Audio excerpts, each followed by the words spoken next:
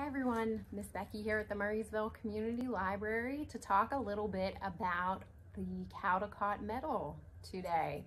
So this week, the American Library Association chose the best book with the best pictures, and that book is called Watercress. So this was the winner of the 2022 Caldecott Medal, which means the American Library Association formed a committee and deemed that this book has the best artwork and is the award winner of the Caldecott Medal for 2022. It was named after famous illustrator Randolph Caldecott. And in addition to the Caldecott Medal, the American Library Association also has a number of other awards they give out this week in its Youth Media Awards. So to tell you a little bit more about the Caldecott Medal, like I said, it's named after illustrator Randolph Caldecott, and there is a gold medal and a silver medal. The gold medal obviously is the winner, the #1 selection for the best pictures. The silver medal goes to some honor books. So we have the 2022 award winner called Watercress at the library. It's a book that I think would be enjoyed both by kiddos and grown-ups just for the illustrations in themselves. I'll give you a peek into what some of these pictures look like. You can check out the book here at the library. It's about a Chinese family, Chinese-American family that goes to pick watercress, and how a young girl grows up with the idea of her family having a little less than everyone else and kind of being forced to eat the watercress that her family picked instead of being able to eat something from a grocery store. And there's a really interesting note from the artist in here just about the color palette that he chose is in a yellow ochre, and it reminds him of old photographs in 1970s decor. You can see it's a very deliberate color palette there. So I encourage you to check out this book for 2022 that we have at the library.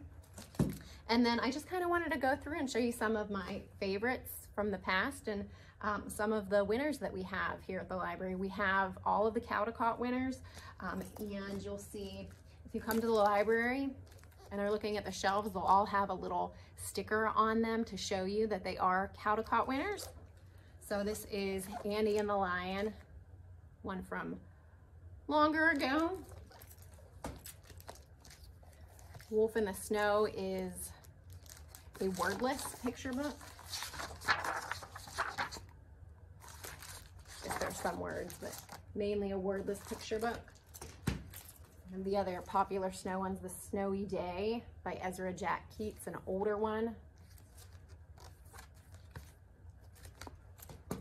And some more recent ones here.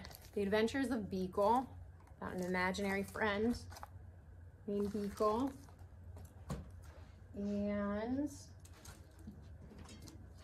one of my favorites, and I think a lot of kids' favorites, is actually a Caldecott honor book, Don't Let the Pigeon Drive the Bus. Joseph Had a Little Overcoat, Flora and the Flamingo. This one was 2014 honor award winner. John Klassen's another classic. This Is Not My Hat. So this was 2013. And you can see behind me I have some crayons because a lot of illustrators choose their medium very, very deliberately with either sometimes crayons, pencil, different paint mediums, whether it's watercolor or a thicker paint. So it's really interesting. You'll see it in the books. There are a lot of the time notes on how the illustrator decided what to use for the pictures. So I did want to share one of my favorites today called A Sick Day for Amos McGee, because I think it is the time of year when a lot of folks are staying at home with the sniffles and need some friends to build them up while they're sick. And this is exactly what that story is about.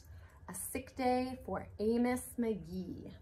It is written by Philip Stead and illustrated by Erin Stead. And this was the 2011 award winner. Amos McGee was an early riser. Every morning when the alarm clock clanged, he swung his legs out of bed and swapped his pajamas for a fresh pressed uniform. He would wind his watch and set a pot of water to boil, saying to the sugar bowl, "A spoonful for my oatmeal, please, and 2 for my teacup." Belly full and ready for the workday, he'd amble out the door. Every day, Amos waited for the number 5 bus. "Next stop, City Zoo," the bus driver would call. 6 a.m., right on time, he'd reply. Amos had a lot to do at the zoo, but he always made time to visit his good friends. He would play chess with the elephant, who thought and thought before making a move. He would run races with the tortoise, who never ever lost. Sit quietly with the penguin, who was very shy. Lend a handkerchief to the rhinoceros, who always had a runny nose. And at sunset, read stories to the owl, who was afraid of the dark. One day, Amos awoke with the sniffles and the sneezes and the chills. He swung his achy legs out of bed, curled them back again, and said, "Oh, I don't think I'm going into work today." Meanwhile, at the zoo, the animals waited for their friend. The elephant arranged his ponds and polished his castles. The tortoise stretched his legs and limbered up. The penguin sat patiently all by himself. The rhinoceros worried that his allergies were worsening.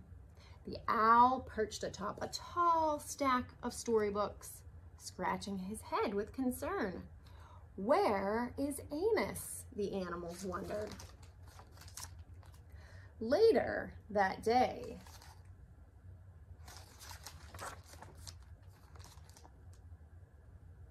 see, they're waiting for the bus. The number 5 bus. Hooray, my good friends are here. The elephant prepared a game of chess. Amos thought and thought before making a move. "I'm too tired to run races today," said Amos to the tortoise. "Let's play hide and seek instead." The tortoise hid inside his shell. Amos hid beneath the covers. Amos yawned. "I could use a nap." The penguin sat quietly, keeping Amos's feet warm. Achoo! Amos awoke with a sneeze. The rhinoceros was ready with a handkerchief. "I'm beginning to feel much better." "Thank you," said Amos to his friends. He swung his legs out of bed. "Perhaps we'll share a pot of tea." Amos wound his alarm clock. "It's getting late," he said. "After all, we have a morning bus to catch."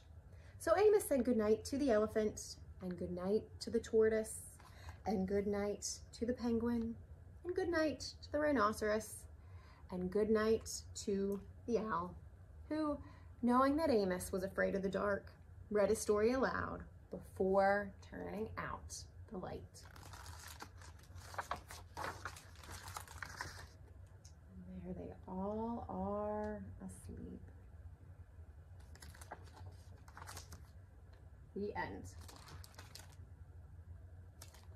And there is actually a sequel to this book that we have, that I think libraries in our system do have. I'm not sure if the library has it, but we have a sequel to this one that you can request with your library card. And with that, in celebration of this week and the Caldecott Award, we are also giving away a few of these art bags. We're using our bags from summer reading of 2020 21 Tales and Tales. But in these bags are some art supplies. Best for kids school age, even preschool.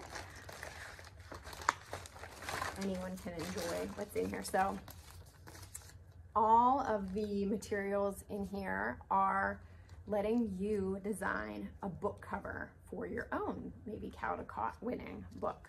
So different construction paper. So you can even cut this up and make a collage like the artwork in Joseph Had a Little Overcoat. You can see here the artist uses cut up collage pieces to do his illustrations. And also a printout of big circle so you can color in your own medal. There's paper along with a watercolor palette, some stickers, some crayons, and then also some glue and a Q-tip. So you will need your own scissors if you want to make some collage artwork, but everything else is in here, and we have these at the library, so if you want to stop by and pick one up while supplies last, they will be here. So thanks for learning a little bit about the Caldecott Medal with me, and I hope you can stop by and check out our collection. It's been decades and decades of a tradition to pick Caldecott Medal books, so we'd love if you could check some out and enjoy them like we enjoy them here at the library.